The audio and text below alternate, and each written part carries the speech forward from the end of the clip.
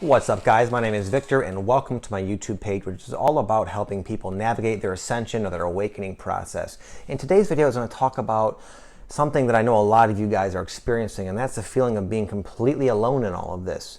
A lot of you guys deeply long to find your soulmate, your twin flame, your significant other, someone to share this earth experience with you. And it's very devastating and depressing to go through this alone and to feel alone. It's like the worst feeling. We're social creatures, and it's a natural thing for us to find a counterpart, a loved one to share life with. So what do you do? How do you deal with this? Why is it happening?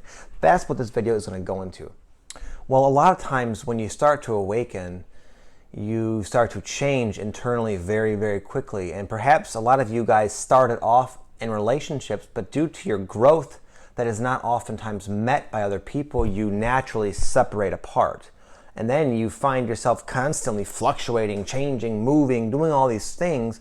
So it's really hard to get your footing in to even know where you're going to be 2 weeks from now and find that special someone. And oftentimes for this reason, they don't come into your life. And it's only because you're not quite vibrationally ready or at the level where you will naturally attract a person that really will fulfill your desires. You have an idea, an image, some sort of mental picture of the kind of person you want to spend your life with. But if you're going through this, you're just like beginning this crazy process and you're all over the place, then you're not really sending out a very specific signal for that.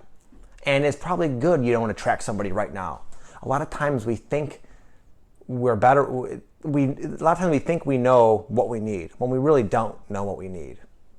You might think you want someone right now because you're feeling lonely, but what if you were to attract someone, perhaps, hypothetically in your current energetic state, and you found a match, someone who's going to match your energy? It's not going to probably be what you want.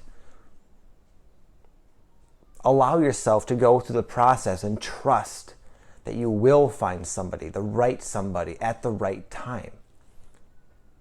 If you truly want to find your soulmate, you will. If you weren't destined to find your soulmate, you wouldn't be thinking about finding a soulmate. You'd be content just going out and sleeping around and having fun. There's nothing wrong with that. You'd be content playing the field, doing your thing.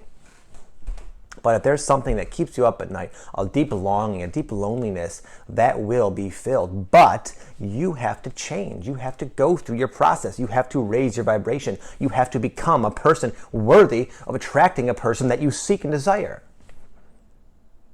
And sitting at home complaining and whining and dwelling on the fact that you're so lonely is not going to help. It's going to just prolong the delay. Now, with that said, I know what it's like to feel that way.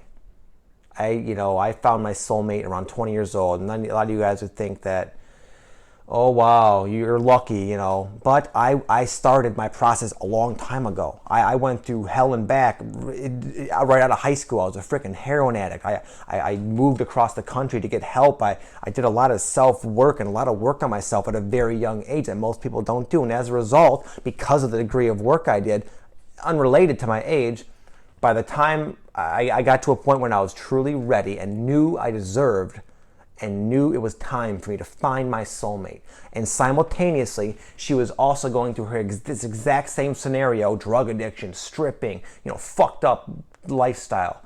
And she had also been working on herself, and we came together. It's going to happen beautifully and magically and epically, okay, if you just let it happen that way. But if you go around forcing it, and you stay stuck in your complaining victim mentality, then yeah, you're going to wait. So take this time. If you're alone, great.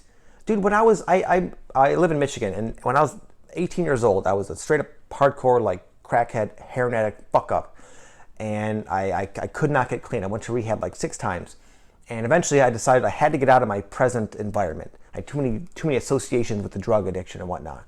I was real close to Detroit. I could just go down to Detroit whenever I wanted.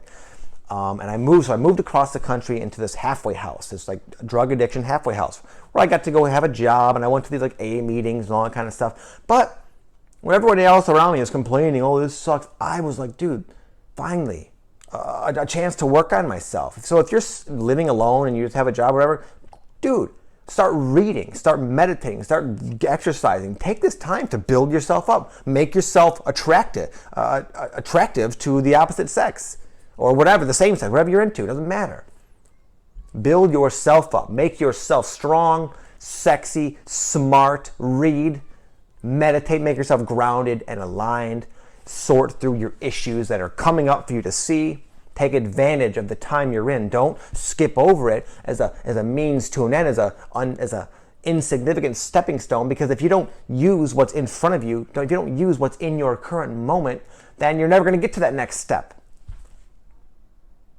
It's a blessing that you are where you are in this very moment. And until you start to see that and recognize it and take advantage of it, you will not find that partner.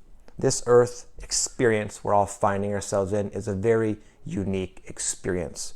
It's not about just wishing for something and then having it fall into your lap.